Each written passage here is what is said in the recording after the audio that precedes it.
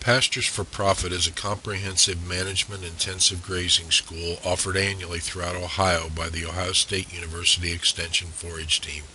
The team consists of members from OSU Extension, the OSU Department of Horticulture and Crop Sciences, and the Natural Resource Conservation Service. The question is very often asked, what is the best forage I can plant for my pasture? Most of the time the response is simply, it depends. An in-depth presentation on forage species selection and management was the 5th session of a grazing school which was offered in April of 2012. The presentation was prepared by Mark Schultz and David Baker, forage specialists in the OSU Department of Horticulture and Crop Sciences. The presentation that follows is that presentation as it was given at the 2011 OEFFA conference by retired NRCS grassland conservationist Bob Hendershot. We're learning more new stuff. This one is developed by Dr. Schultz and Baker from Ohio State. So we'll talk about species. We'll go through some of this, but we'll talk with Dr. Woody Lane, a shepherd, as well. But he talks about this. If you do the same thing you're doing now, you'll end up with the same thing you have. So it doesn't really matter what you plant unless you change your management. And we've been talking about management all morning. If we don't change what we're doing, it really doesn't matter what you plant, because you'll have what you have. That's why I talked about not only weeds, but what you have out there as a result of what you've been doing. If you got bluegrass and white clover, you've probably been grazing too short. If you want something else, then you're going to have to change your management. Because the cows, the animals you have out there, don't make any management decisions at all. Okay? You all are smarter than the smartest animal on your farm. No husband and wives here, is there? Some of you wives may doubt that at the time. But you are all smarter than the smartest animal. Managed grazing and fertility go a long way in changing the species out there. So look at what you're doing and how you're doing it, and then with the soil test, your soil fertility program. There's a reason you may not be able to grow some things, and it may be the condition that your soil is in fertility-wise, besides how you're managing it. Bought my farm in 1984. It was monoflora rose and tall fescue. By changing the management, improving the soil fertility, fescue now only makes up 45% of the pasture. We changed it by improving those two things. So if we don't change our management, it's hard to go any farther than that. Fescue is one of the big issues we deal with across the state, especially in southern Ohio. Why do we have tall fescue? Remember that slide Jeff had? He teased me about. It's 1935. What do you think that pasture was made out of? Tall fescue? Actually, that was from southern Ohio. No, there was no tall fescue in Ohio, or very, very little, in 1935. Why do they call it Kentucky 31? Yeah, why do we call? You know what the 31 stands for? 1931. That was the year that that seed was developed, or that variety was developed. We're going to talk a lot about genetics of plants. Any of you using 1931 genetics on your animals? You know what the grand champion lamb in 1931 Ohio State Fair weighed? How big it was? About 82 pounds. Okay. Probably was 10 or 12 months old. Our animals were much. So why are we using 1931 genetics in our pasture fields? What's the number one seed, forage seed, sold in the United States? By pound. Huh? It's Kentucky 31 tall fescue. By far, way out in front of anything else sold. Why is that? Cheap because it sells. Proven. Why does it sell? You buy it because it's cheap. You buy it because it's cheap. I'm here to ask you to buy better stuff. Buy better quality genetics. If you want to improve, I think you asked the question about letting your plants go to seed. Why would I do that? Why would I want something that's over 70 years old genetic-wise when I could introduce new genetics that have so much more potential improving my farm? I've been doing a series of pasture talks talking about this very same thing. In 1930, our average hay yield in the state of Ohio was 2 tons per acre. 75, when I started working for then SCS, it was 2 tons per acre. You know what it was in the last 2 or 3 years? 2.2 tons. Way to go, Bob. You've increased it by 0.2. 10%. Look at the corn in 1930. The reason I use that is because it's close to 1931. Same genetics in our patch. Corn in 1930 was 50 bushels an acre. Okay. Corn in 1975 when I started, and I went home and helped my dad harvest corn that year, was 75 bushels per acre. You know what our state corn average has been the last 3 years? Over 160 bushels per acre. Why can't we do that in our pasture fields? 50 to 100, over 3 times the yield, average yield. And yet we can't hardly grow 2 tons per acre. Someone asked me earlier about how many acres per cow do I need to think about? It's how many pounds of forage you can grow. How many can we grow, Jeff? What's our potential? I've got pasture guys measuring their fields once a week with a plate meter. This. We've got a standard production. There's been years that some of them hit 10 tons to the acre in the growing season. 10 tons. 10 tons of grass per acre. We can grow a lot more grass. Our soil survey asks you to know the soils. 2 tons is not the average potential of any of our soils. All of our soils have the potential to grow more than 2 tons per acre. We're not even meeting the potential of our soils. That doesn't include, that's just average management. So we're here to encourage you to grow more. Getting those, well, did I go back? I went the wrong way, didn't I? Jeff? Technology is failing me. Can't go back.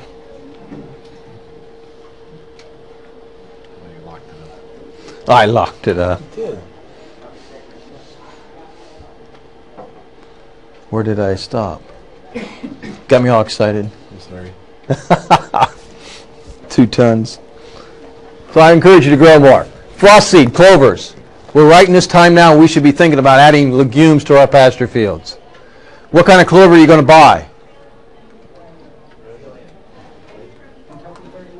That's not a clover. Thank God it's not a clover. V&S, medium red. Oh, wow. That's about as bad. Go out and buy some decent clover seed. You'll double the nitrogen production. Of the newer varieties of red clover, we put out twice as much nitrogen as Variety Night stated. Medium red clover. The plain old stuff, the cheap stuff. Cheap is not inexpensive. For a few dollars more per acre, you could grow twice as many pounds of nitrogen with the same amount of seed. Invest in the good stuff. I'm sorry, stand in your way. What are you saying is the good stuff? The good varieties, yeah. The newer varieties. I didn't bring my books. I'll bring Red Star, Start. Those of you who bought the book, in the back of that, in the front of that book, is a list of some of those. I'm not recommending any variety, but there's the companies in there are Ohio distributors of good seed. What do you think of the Mammoth Red? Mammoth Red is generic. It's not a medium red. Mammoth Red Clover was designed as a plow down, a cover crop. Does make a lot of nitrogen and a lot of dry matter, but very poor forage quality. It's a lot of stem, not many leaves. Where's another one? So, what's that?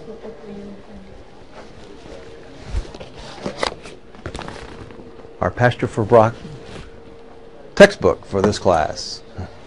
Okay. What's that? Oh, we're talking about clovers. Crimson clover? Crimson clover can work. Not a high yielder. It's expensive. And it's expensive. It's very. I like the white clovers. Probably the best genetic improvement has been in the white clovers. They're intermediate clovers. It's a cross between that short, white clover that grows on the ground, and ladino, the taller growing white clover. And it's actually an intermediate. It's a tall growing, short white clover, if you will. And I really like those. The yellow sweet clover. Yellow sweet clover is, again, more of a biomass product. Very little forage value. Got to be careful with the sweet clovers. If they're wilted, they have coumarin in them. Can cause you to bleed. Okay. Or your animals. Won't cause you unless you chew on the stem. Coumarin. No. Decon. Yeah, that's warfarin. Warfarin. And Coumadin. Coumadin. So lime, fertilizer, get the soil test. Before we reseed, know what's going in and out. What's the soil fertility going on? Control some of your weed problems. The years before you do that. Add new species to existing swords. That's why I say add that legume to the plants you have out there now. The last thing we want to think about is replacing the entire sward. Replace. The most valuable thing on asset you have on your farm is your existing pasture field. I recommend improving what you have rather than totally replace it. It has to be really bad to totally replace it. So think about where you're at and what you need to do. What do you have out there now? Can you identify the species in the field? Most cannot. Most of you cannot identify what's growing out there. Whoops. You can probably tell me the genetics of your animals. I love it when I go to a farm and a guy tells me, oh, this cow over here, he'll go back 5 or 6 generations on the genetics of the cow. And we look down at the grass and you can't tell tall fescue from orchard grass. That's poor. They're different species, for goodness sakes. I'm not asking you to tell me one cow family from another of the same breed. Can you know the different species of grass growing out there? What are some of the animal requirements? What's this forage going to be used for? What are some of your environment constraints? Know your soils. The species of grass you want to, or legume you want to put out there will be contingent upon the environment, and part of that environment is the soils out there. Do you know what's on your field? What are you going to use it for? Are you going to make hay off of it? There's some excellent grazing species that we probably wouldn't recommend for hay. Dry hay anyway. Thinking of ryegrass. Doesn't make good high quality hay. It's hard to make hay. It does make it, but it's really hard to make dry hay out of ryegrass. It doesn't mow very well. If we're going to graze it, totally different. What are the animals? Beef cows have a totally different requirement than dairy animals. A lot of hands went up when we asked who's thinking about grass-fed beef. You're over here with the dairy cows now. You need dairy quality pasture. All year round. Dairy quality pasture. All year round. And dairy quality hay. You're not going to go out and buy $80 ton hay and think you're going to be a grass-finished animal. Finish a grass-finished animal. You're going to be competing with the dairy farmer for $160, $180 a ton hay. High quality hay. Because you can't afford to let your animals to slide backwards. They got to be gaining every day to continue in that process. Just like the dairy farmer needs to have milk in his bulk tank with every milking that comes in. Do you have picky eaters? This was your chuckle. That is an Ohio picture. The wilds. Yeah. Dr. Barker has spoken with the wilds and said apparently rhinoceroses are the most Picky eaters in the world, he tells me. But buffalo's another. We now got buffalo in central Ohio, Battelle Darby Park. We got a small herd of buffalo out there now grazing on the bison, American bison. Sorry for you purists. There's some in New Richmond too. And there's several producers I work with raise bison for meat. They sell them direct, and there's a multiple number of those producers raising American bison. Environmental concerns. What kind of soil and landscape do you have? You have a good, fertile, productive field, or do you have something that has a little roll to it that you may have lost some soil over the years from erosion? Makes a big difference. How are you going to manage it? You better go put fertility back out there, or do you use some of the grazing management techniques we'll talk about tomorrow to manage it even more? How many different species do you need to have in your mix? What are the seeding rates? Can you calculate a seeding rate?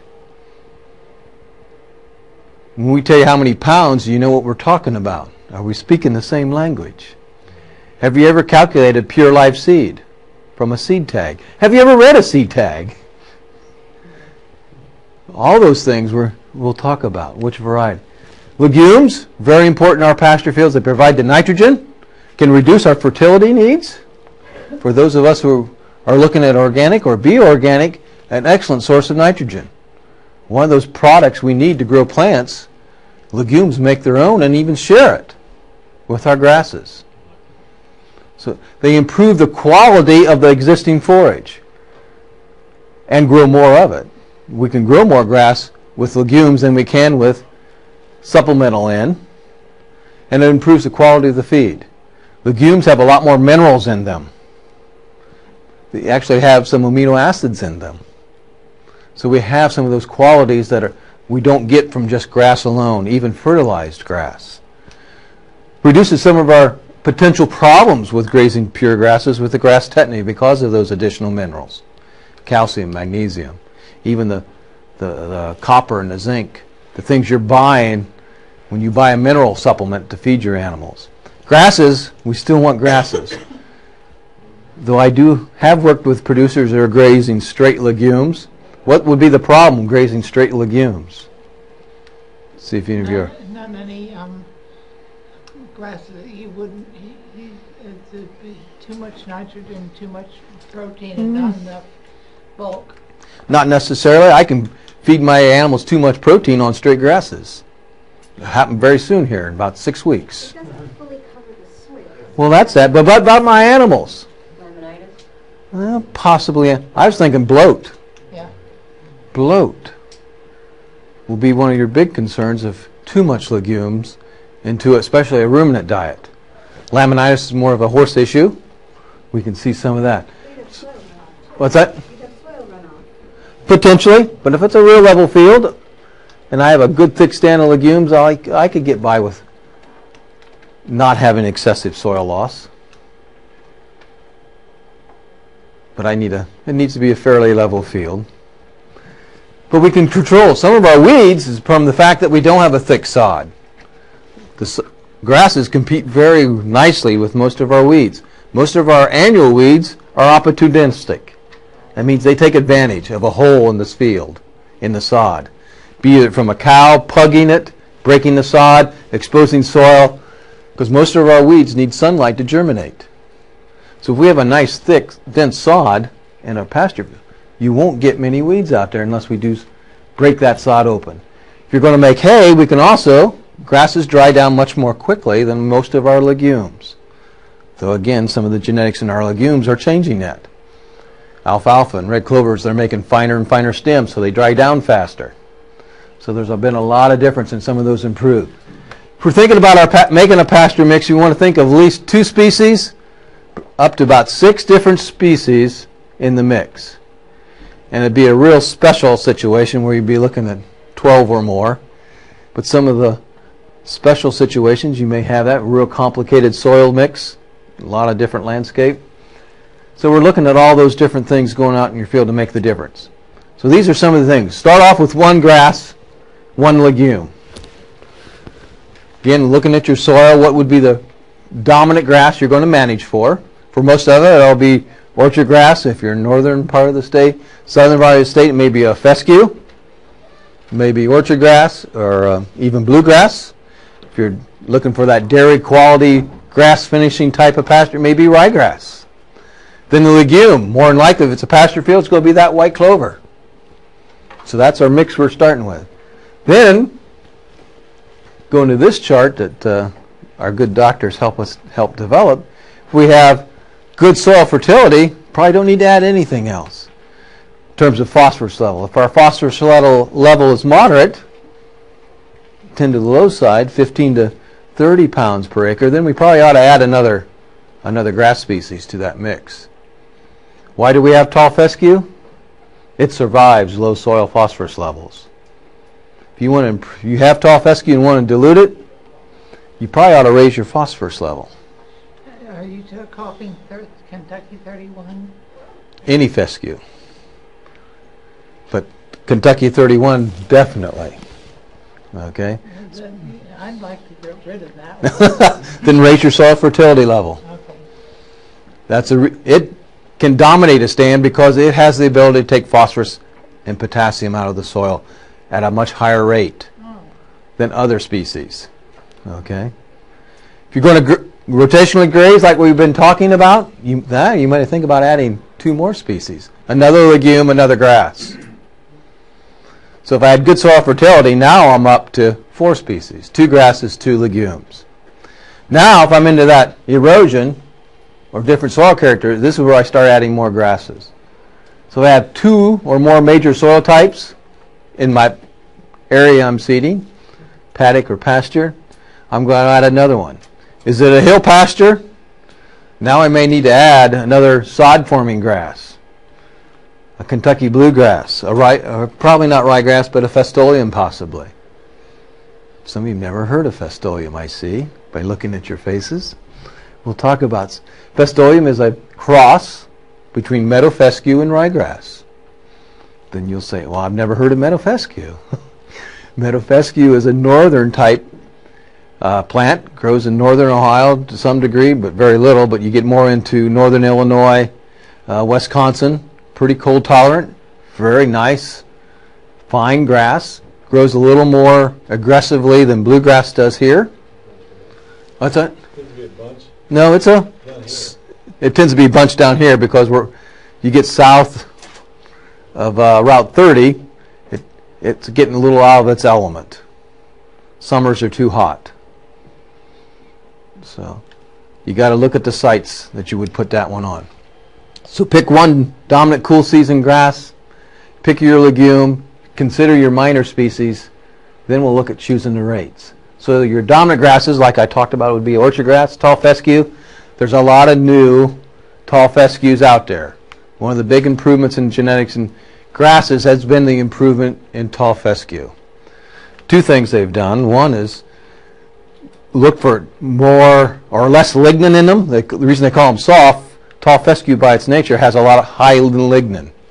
If you look at Kentucky 31, the leaves almost stand up like swords. The soft ones, they droop over. So they're a lot more palatable.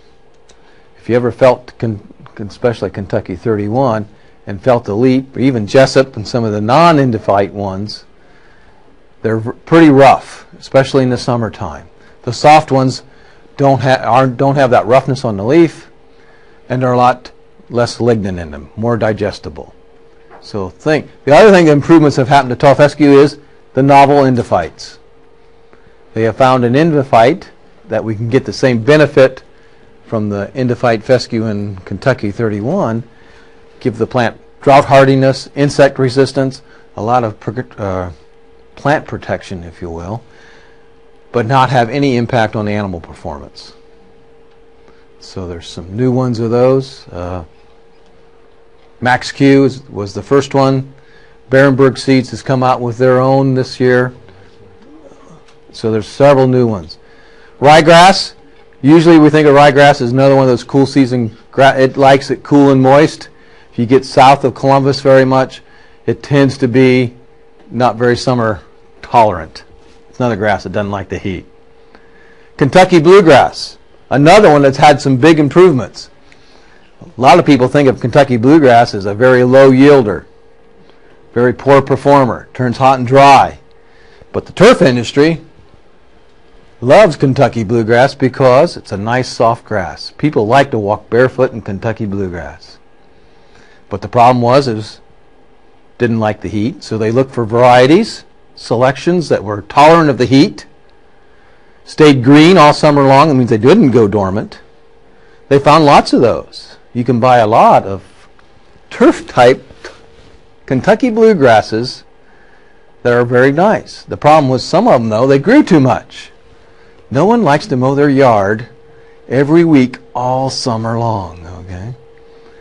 So some of those grew too much. Think about it. A Kentucky bluegrass that grows too tall, stays green, is heat tolerant. Boy, what forage person wouldn't want that? You got to realize most turf people and forage folks don't talk. But they did find this one. Ginger falls into that category. Ginger and park are castaways from the turf industry, but are very excellent for forages. Ginger will yield the same as Potomac orchard grass.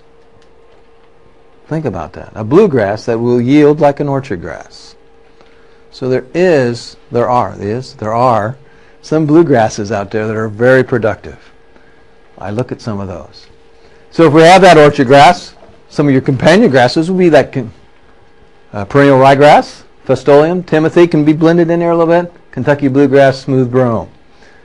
Tall fescue, orchard grass, Kentucky bluegrass. That's what I've added into mine. I live down by Circleville. I have a real hard time growing ryegrass. Just gets too hot in the summer times. It goes dormant, then there isn't enough growing degrees left in the fall. It doesn't make enough energy to overwinter, and it dies out over winter. It's usually because it's starved during the summer. But I can grow tall fescue, raise my fertility, orchard grass will stay there, plug in some of these new bluegrasses. Since I have sheep, it's hard to keep orchard grass too. So the bluegrass helps fill in that void. Reed canary grass is another one that many people have bad feelings for. A lot of genetic improvement in reed canary grass. Doesn't that grow in super wet areas? Can, doesn't have to, but it will tolerate. Also grow very well in very droughty areas because it has an extensive root system and can take a lot moisture out of a deep, excessively well-drained, real gravelly soil or a very stony soil. Reed canary grass does excellent, but you need to look for varieties that are low in alkaloid. Chieftain, Palatine, Ventura, but those are some of the older ones. They've made new improvements on those since then. A lot of dairy farmers are now looking at reed canary grass because it grows. It has a tendency not to go dormant in the summertime, so it gives me a continuous growth of grass. It's a little later in the spring to break dormancy, and it goes to dormant early in the fall. But if I'm looking at the peak of the growing season, reed canary grass fits in very, very well. How about for sheep? For sheep, it has a tendency to get away from sheep, but it can work. It has a big, broad leaf. So if you let it get away from it gets too stemmy, and the sheep have no way of handling the stem. Cows handle it if it gets. If I had it in my sheep pasture, I probably would not have my whole farm. I would pick and choose the field, and I'd make sure I'd stay on top of it and got it grazed. Does make excellent hay, though, because of that big wide leaf. You don't get near the shatter off of it if you do off some of the smaller leafed grasses. So, Back? back. Yes. There. So Timothy and bluegrass, you would add with canary grass? With reed canary grass, yes, to fill in the voids. Understand, reed canary grass is a very, very slow starter. You got to have patience. You plant it 1 year, and it'll be 3 years before you're probably happy. But in the meantime, you can grow orchard grass and The Timothy and bluegrass will fill in that void. and other things that can Yes. fill in the void. Timothy kind of fills in voids. Because it has a small seed, it's pretty easy to put in with some of our frost seedings. Because it's a round seed, very similar to clover. All their other grasses are a light, fluffy seed. Very hard to seed. So what did you just say? What was in the round seed? Timothy Oh, is a round, hard-coated seed. But it is a very palatable grass. It doesn't last long in a grazing system. Since it's very palatable, what do they eat first? The best pasting. They have a tendency to graze it too hard. They search for it. and how about tall fescue? Tall fescue, a lot of new varieties. Look at some of the newer varieties. Every seed company now has a new and improved variety of tall fescue. There's no reason anyone in this room should go out of here and ever buy Kentucky 31. Did I make that point now? Clear. I got a parking lot. Genetics is so much better. Yes. I promise to swear. No, you'll never do it. All right. I want it to be so bad that the stores won't even sell it because there's no market for it. You won't even ask for it. Mulch. For the whole Besides highway. Timothy, are any of these grasses good for frost seeding? We're going to get to that, I think, real soon. If you hold on to that, okay.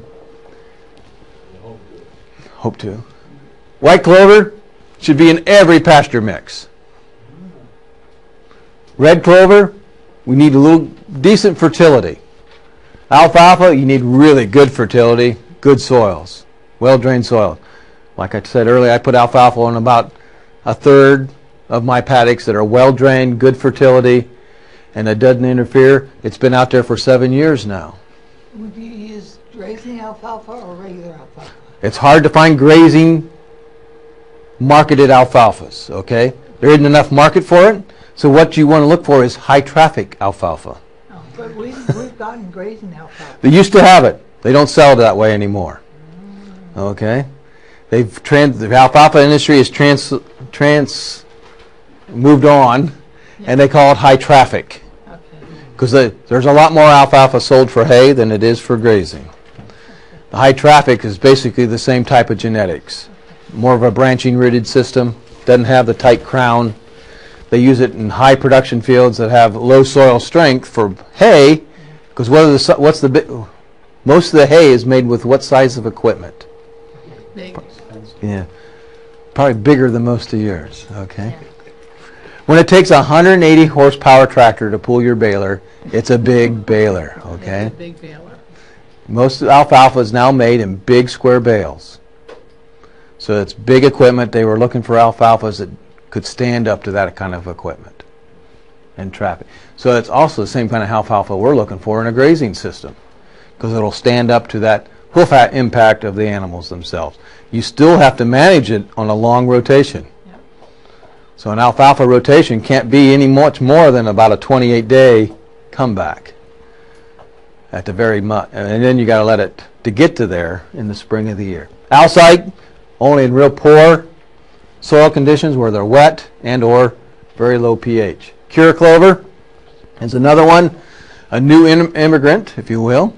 It came in from overseas, Northern Europe, in the old communist countries. It's a long-lived legume, very slow. It's rhizomatous, so it has a very aggressive rooting system. It's hard to graze it out, hard to kill it. Anything that's hard to kill takes a long time to get started, though. So again, it's another one of those you have to be very, very patient. We're talking years of patience. Okay, not just patience for, like Gary Wilson, our friend, who wants to see it 3 days after he plants it up and growing. You know why annual ryegrass is never grassy? Because it makes people feel good, because it turns green quick. It turns green within 7 days. Yes. Doesn't last long, but it makes you feel good quick. There's always a percentage of annual ryegrass. Yeah. Trefoil, I like trefoil. A lot of my cohorts don't, but there's a lot of genetic improvement in trefoil. Most of it's coming out of Canada and the deep south. So someone asked me about trefoil is not recommended in the southern Ohio. I said, gosh, they're breeding it in Alabama and Mississippi. But we need to make sure we pick the right varieties. I like because it's a non-bloating legume. It's an indeterminate plant legume. By that I mean it's got flower and seed heads on an individual stalk. Red clover alfalfa, when a stalk comes up, it all goes to flower, it all ripens at one time. Where birchfoot trefoil more fits into a better grazing planter, because you always have some flowers out there. It's much more easier to get it reseeded. Understand, all legumes need to be inoculated to get the nitrogen out with the specific rhizobia. Another thing I'll ask you to make sure when you're buying seed, especially legume seed, that you get the proper inoculum. Take your glasses with you. Make sure you read the tag, because the stores will sell you soybean inoculum. Soybean inoculum will not inoculate a clover plant or an alfalfa plant. Every legume species has its own specific rhizobia, bacteria. Just because it's a black bag, or the stuff inside the bag is black, does not make it a rhizobia that's for the legume. So make sure you're getting the right, get it pre-inoculated, make sure it's within date, and or buy the right inoculum to get it on. Especially if you're planting legumes you haven't had in your field, because you're not inoculating the seed. You all understand this, right? You're inoculating your field. That bacteria lives in your soil, not on the seed. because that same plant will be inoculated many times during the growing season. Every time you graze it or cut it, those nodules are knocked off, the bacteria are knocked off, and that plant has to be re-inoculated or reinfected with the rhizobia. The bacteria in the soil will go back onto that plant as the plant starts to grow back again. So you got to inoculate that soil to make sure it stays healthy and grow. Rhizobia. Okay. Every legume plant has a specific bacteria, rhizobia, that inoculates its roots in order for it to take the nitrogen out of the air and capture that nitrogen on the plant in the nodules. Okay? So you got to be able to make sure. It doesn't naturally occur with the legume. No. You have to add it. You may have enough in your, if you've been growing red clover, you probably got enough of that rhizobia in your field to re-inoculate the clover plants when they start to grow. But if you hadn't had red clover out there for a number of years, you may not. It's good, cheap insurance.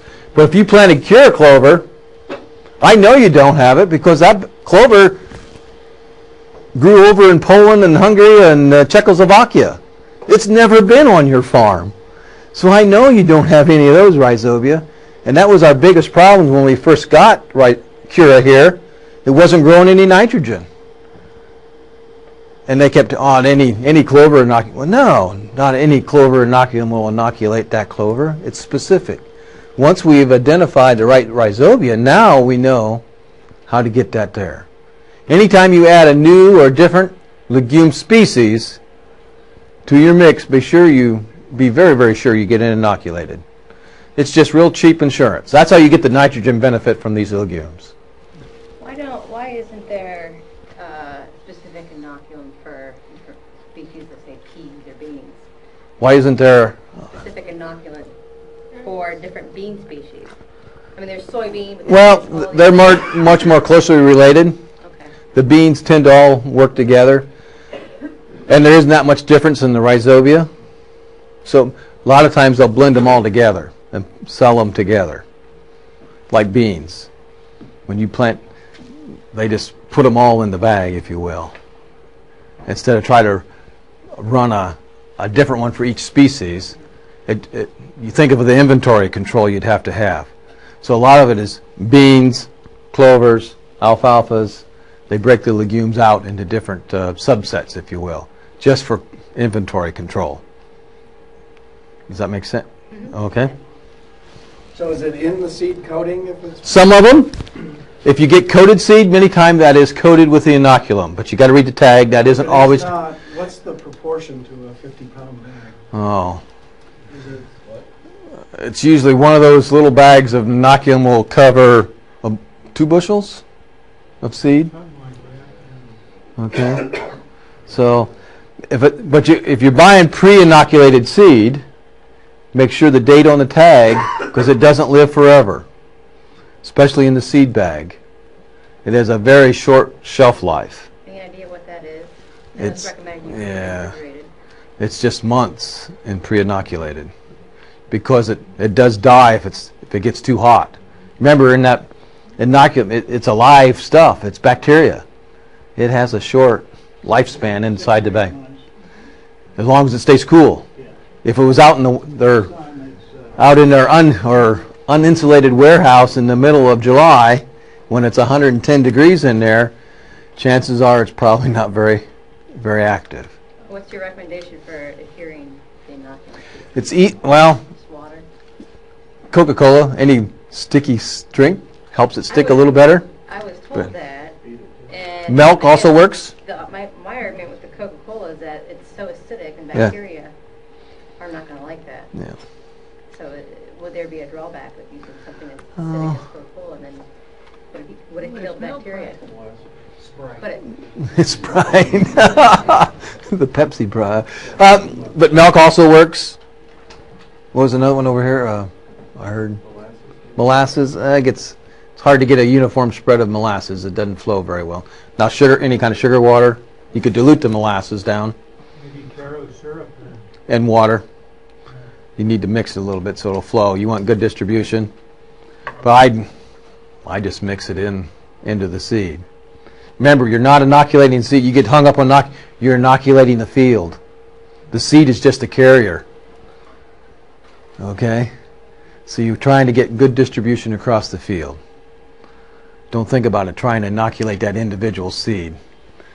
Drought and forage plantain are just other forbs that work really, really well. They're deep-rooted, bring up a lot of nutrients and minerals from deeper in the soil profile.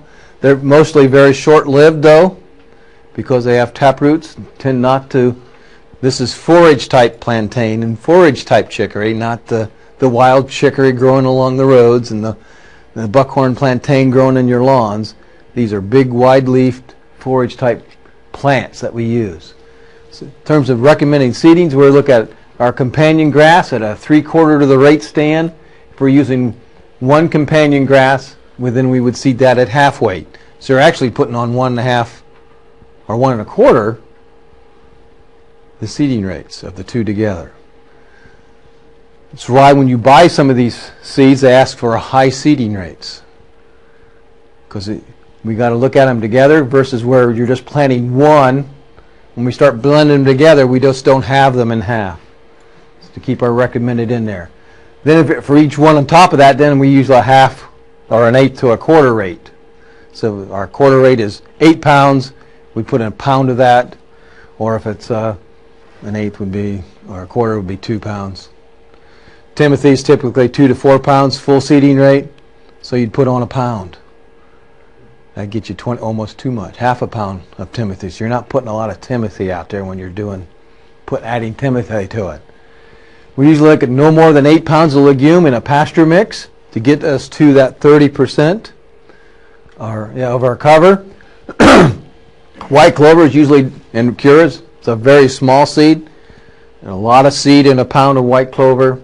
So 1 to 3 are red clovers, and we're adding that with alfalfa is 1 to 6. Pure life seed. This is where understanding, when we talk about pounds per acre, we're talking about pounds of pure live seed. So if your germination's 80% and your purity is 90%, what's your pure live seed percentage? I'm seeding 10 pounds. I'm actually seeding 7.2 pounds of pure live seed. And those are not unrealistic numbers. Read your seed tags. I've read orchard grass seed tags before that were 60% pure live seed. Think about that. You almost have to plant twice as many pounds of that bag of seed to get what you wanted out there. Orchard grass is $6 a pound, too. Yes. That's another one of those things. Well, it's cheaper. But if you calculate on pure life seed, it may not be. It's a reason it's cheap when only half of it grows. Now it's twice as expensive. So understand this. This is an important thing to understand when we talk about pure life seed. Germination times purity. Both those numbers are on the seed tag. And also look at the date when that test was taken. So, and the lot that it was done. So, I talked about that, selecting improved varieties. All right, preach to you on that. Looking at what you want to do with these seeds and where they're going. You know, for those soils with high water, we talked about reed canary grass. Stream banks where we have a real need for some toughness in terms of holding the earth together. Tall fescue, bluegrass have excellent root systems in order to do that. Shaded areas, there's a reason orchard grass is called orchard. It grew under the trees, okay, in Europe. Understand all these plants came over from Europe, right? These are not. Kentucky bluegrass and Kentucky tall fescue did not come from Kentucky. Well, those individual varieties, but the species did not. They're all immigrants, like nearly all of us. Yes? So is all that information contained in this notebook? Yes, it is. That's why the notebook's an important part of our grazing schools. Wintering areas, tall fescue by far is our wintering area. If you have tall fescue on your farm, you ought to be a winter grazer. Did you hear that? If your pastures are made up of more than 50% tall fescue, you should be out grazing in the wintertime. because that's when that plant shines, frost to frost. Not Kentucky 31. Even Kentucky 31. The best time to graze Kentucky 31 is in the winter. Endophyte is at its lowest. But we hate it. But We hate it. you hate it. You should. But in the winter time, it's great. Okay? The endophyte concentrates in the seed stalk, that reproductive tiller. We've already took control of that. Jeff told us in the spring. In May, he told us to mow. So by June 1, we've took control of that. You get to the winter time, most of the endophyte is already dispersed out of the plant. So it's not nearly, and it isn't nearly as bad to the animal to carry a little fever in the winter than it is in August. I don't mind being a little warm in January. But it can restrict some of your other, the capillary action if it's real concentrated. But a lot of that comes from feeding fescue hay that has the reproductive energy parts in it. But think about if you're Kentucky 31, graze in the wintertime. Conservation seeding, our warm season grasses. Switchgrass, big blue stem, Indian grass. Prefer well-drained sites. Best. If you have a wetter site, Eastern Gamma and switch. Do better on the wetter sites. Eastern Gamma grass, these are the native plants. These were here before we showed up. This is what the American bison ate that were grazing in this part of the world, in Ohio, in Licking County, wherever you're all from. We did have bison here, and they grazed these plants. Eastern Gamma grass likes those deep, well-drained, even wet soils, the floodplain type soils. Prepare the soil ahead of time. Get a soil test, know what their lime and fertility requirements are. Realize it's going to take 6 months from when you add lime before you see the benefits from it. So if I needed lime, I needed to put, for my seeding I'm going to make, or my frost seeding I'm going to put out tomorrow, or you'll be here tomorrow, this coming week. I should have done that last summer. It takes time for that to work into the soil. Check your equipment and how you put it. Frost seeding can be spun out, can be drilled on. Is that one in here? Well, quickly through the grasses. Do we have time? Not much. Orchard grass. What difference in genetics of the late maturing? Same plant species, just in how they bloom. Someone wanted to see something about which ones. I don't know. Is that in here, Jeff? How they frost seed? No. Of our grasses are not very good frost seeders. Ryegrass is by far the best. You get to any other ones, they're a little poorer. Don't do nearly as well.